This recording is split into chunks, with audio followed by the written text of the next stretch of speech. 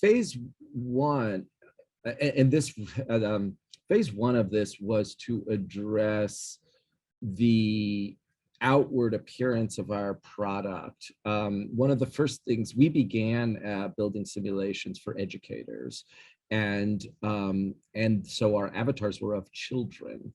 And as you might imagine, there is enormous sensitivity to the risk of stereotyping children, and if in preparing teachers for this. And so in the very early days, that was one of the first things we attended to. An panel was convened to give us advice on how to do this. I do think like it takes lots of cycles to get this kind of thing right. So I don't want to suggest that that work was ever done, and we're continuing to evolve that work.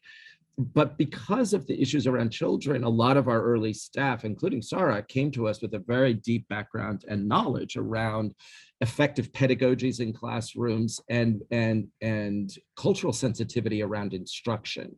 And so in the early days, there was actually a team of staff that on their own began work around talking about diversity, equity, and inclusion principles, values, how it would show up. It was a spontaneous effort. And while I was aware of it and supported of it, I don't deserve the credit for leading it. I didn't do so. There were others. Sara was a member of the staff, she wasn't in her present role at the time. But there was an active group of people who met regularly and talked about these issues. And it was, at least for me, it was in seeing that work that it inspired me to elevate Sara to the role that she's in right now in leading everything about our people and culture. And when Mark made a very public commitment to us really focusing on diversity, it allowed us to really galvanize the work and rally around the fact that this was a business priority that Mark had made very clear to all of us was something that was worth investing our time in and was as important to the business as was hitting your OKRs or like bringing in new revenue and that sort of a thing. So I think that the fact that we had a CEO who was public about his own commitment made it easier for the work to start taking off in more formal ways and in a more rapid fashion.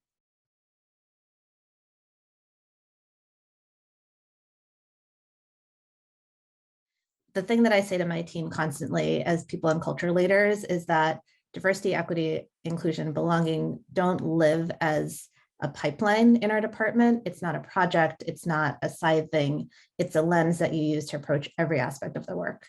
So if we're not thinking about equity when we're creating compensation bands, when we're doing talent acquisition, when we're doing employee engagement, then there's probably something wrong with our model. And there's probably something that we're missing, and we're not being as strategic or as effective as a business as we could be if we haven't included that as part of our perspective.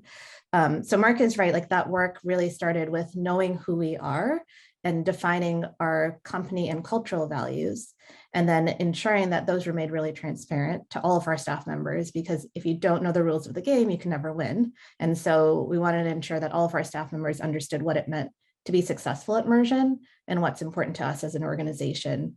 And then from there, translate that into business objectives, priorities, things like performance reviews, comp analysis, and so on. So I'd say it starts from there of knowing why you're focused on what you're focused on, and then making sure that it's integrated into everything you do, as opposed to like a standalone project or like a training experience that lives outside of the day-to-day functions of the business.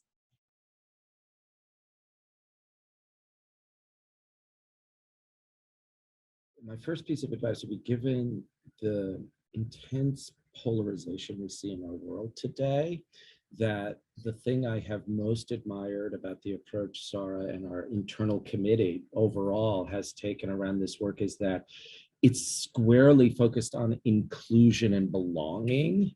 And so all of the nurturing of what it takes for people to feel heard, for their voice to matter, for them to feel supported and welcome, it is because it's a holistic process that you just don't, these various aspects of unconscious bias that we all have, that we miss, where we inadvertently keep people out, I think has an enormous aspect. I mean, it isn't just, and I want to say, so it's not just about the numbers. Did we get this many people in the pipeline? Yes, we pay, in the right ways and all that. That's great. Those are yes, and I'm saying here, but that focus on belonging is my first piece of advice. My second piece of advice would be patience.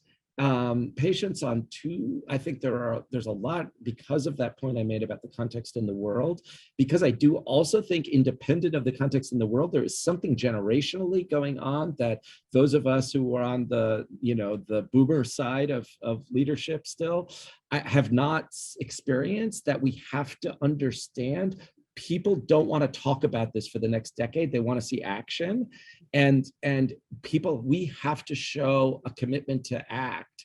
And we have to be patient with people who are bringing to the table a frustration that we're not used to experiencing around these kinds of conversations, and recognize the authentic place where that frustration comes from.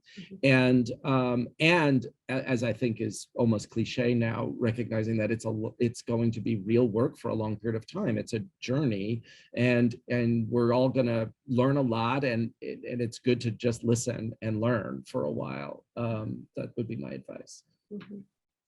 To add one more thing too. It's not advice as a CEO, but I think it's something that I really respected in Mark as our CEO, is that he didn't wait for the message to be crystal and perfect and ready to be plastered in a billboard. And it wasn't that he only just said that, but he was acting it in his day-to-day actions, in the way that he supported me as my manager, both professionally, but also personally, and recognizing that I bring a lot of things to the table besides just being an HR professional, and recognizing my identity as a mom, as a Muslim woman, as a person of color, and honoring that in our management relationship. It gave me confidence that even if the message wasn't perfect, that we had the right people at the table and had the right sort of hearts in the work to be able to get it right eventually, even if it took multiple iterations. And I think a lot of people just wait to try and get it perfect before they start taking action. And by the time you do that, you're so far behind the starting line that you have to come up with an entirely new plan. So I think just taking action, even if you don't have it perfect, but bringing the right people to help you get it perfect into the conversation is really important.